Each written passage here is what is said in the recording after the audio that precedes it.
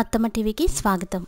అత్తమ్మ టీవీలో ఇప్పుడు సొరకాయ జ్యూస్ ఎలా తయారు చేయాలో నేర్చుకుందాం.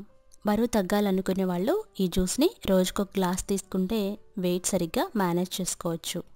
జ్యూస్ తయారీ కోసం కావాల్సిన పదార్థాలు: సొరకాయ లేదా ఆనపకాయ 1/2 కేజీ లేతగా ఉన్నది తీసుకోవాలి. జీలకర్ర 1 టీ స్పూన్, పుదీనా ఆకులు 3 రెమ్మలు, నిమ్మకాయ అరబద్ద, పచ్చిమిరపకాయలు 2, ఇది ఆప్షనల్, మిరియాల పొడి 1/2 టీ స్పూన్, అల్లం 1/2 ఇంచు ముక్క. ఇప్పుడు తయారీ విధానం చూద్దాము.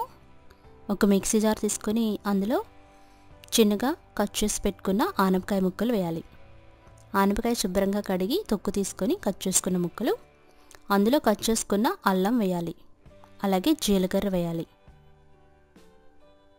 అందులోనే మిరియాల పొడి వేయాలి. నిమ్మరసం వేయాలి. స్పైసీనెస్ కావాలనుకుంటే పచ్చిమిరపకాయ వేసుకోవచ్చు. అలాగే పుదీనా ఆకులు వేసి బాగా గ్రైండ్ చేసుకోవాలి. కొద్దిగా నీళ్లు వేసి బాగా గ్రైండ్ చేయాలి. జ్యూస్ చాలా మందంగా వస్తుంది. ఇలా వచ్చిన దాన్ని వడపోసుకోవాలి. మరొకసారి పిప్పిని కొద్దిగా వాటర్ వేసి గ్రైండ్ చేసుకోవాలి. ఇలా వచ్చిన జ్యూస్ రెడీ అయిపోయినట్టే. అంతే, ఆనపకాయ రసం రెడీ అయిపోయింది. దీన్ని సర్వింగ్ బౌల్లో తీసుకొని సర్వ్ చేసుకోండి. రోజుకో గ్లాసు ఈ జ్యూస్ తాగితే వెయిట్ పెరగకుండా ఉంటారు. ఈ హెల్తీ జ్యూస్ మీరు కూడా ట్రై చేసి ఫీడ్బ్యాక్ పంపించండి.